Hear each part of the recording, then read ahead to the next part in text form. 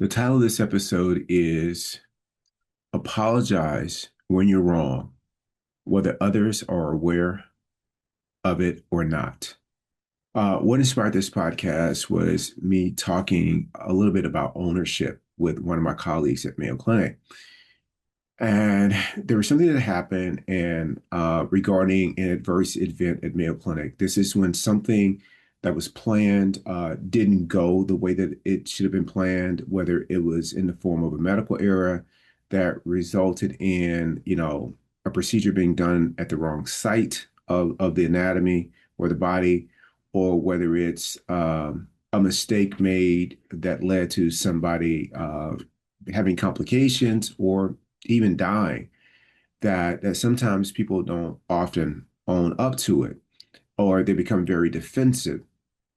And my good friend Dr. John DeCuna, I think early in the year, invited someone to come to Mayo Clinic from NYU, who is a well-known surgeon, speak about the accountability piece and how important it is that people own it. And I couldn't agree more. It's not to shame a person, but it's for them to take responsibility of something that they did. Others around them know that they did it, but to use it as a learning opportunity so that they can improve moving forward.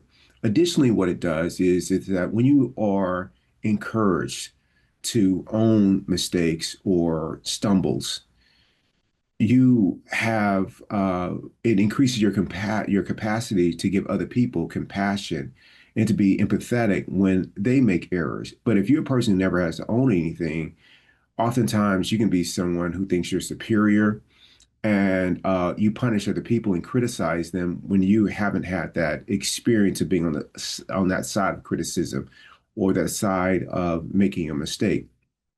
And so it's really important for development, especially for leaders and for people that are in relationships. It's important to own that. So I told my friend one example that really helped me with this was is to go a step beyond um, uh, people being aware of a mistake you made. Obviously, a medical error, a lot of people are going to know about that because we have so many checks and balances in place, as well as quality assurance in place, that at Mayo Clinic, you make a mistake that, especially if it is associated with potentially harming a patient or actually harming a patient, someone's going to know.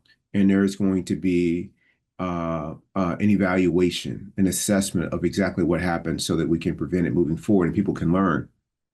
But sometimes when you do things and don't behave well or make mistakes, other people may not know that you did it. And so, do you own those? And I think it's really important to own those too, because you know you did it. So, here's an example of something that happened that's kind of trivial, but it still speaks to what I'm trying to be up to as it relates to this topic. At the place where I play pickleball, they have a system that when you walk in, you scan a QR code that's associated with your membership and they're able to check you in. Oftentimes, well, when they first opened within the first 6 to 7 months, they were very lax on enforcing that process. And so people would come in and walk right past the front desk without ever checking in. And what that lent itself to was people that were not members, paying members, doing the same thing because nobody would check them. And I got very comfortable coming in, and although I was a paying member, bypassing the front desk and getting to my court and getting into my game because I'm there to play. I'm there to drill.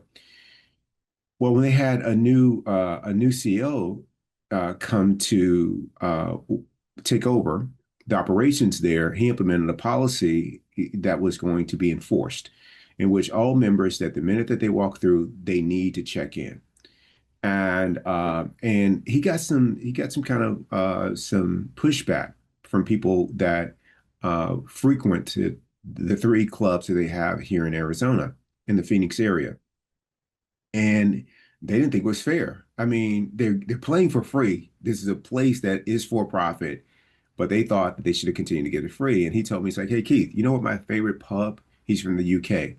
What my favorite pub in London is? It says the bar that charges me every third drink. That's my favorite place to go.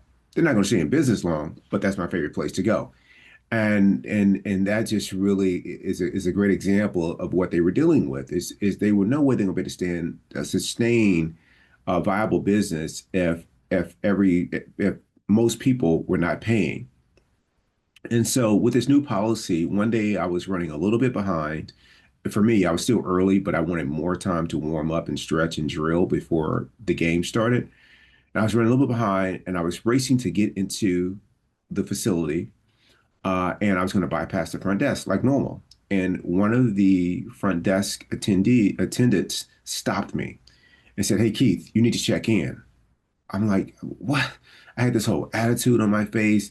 There were like three or four people in line, at the front desk, and there's only one scanner.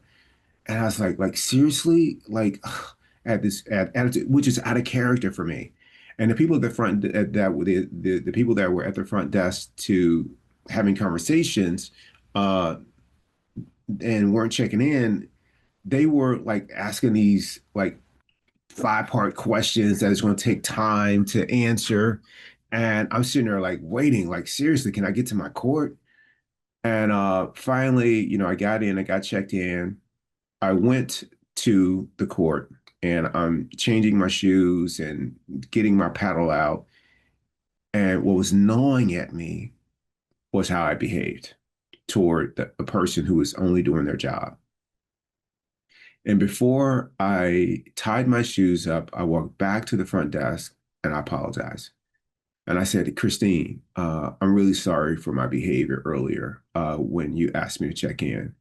That will not happen again. Please accept my apology. She's like, oh, Keith, no big deal. Like, it's okay.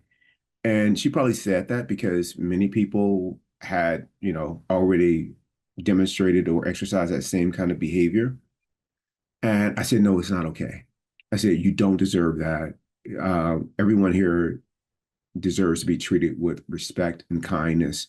That will not happen again. I do apologize. And while I could have gone on without apologizing to her or owning my behavior, and no one would have known it, and she wouldn't have told anyone else about it, I knew how I behaved. And that was unacceptable for me.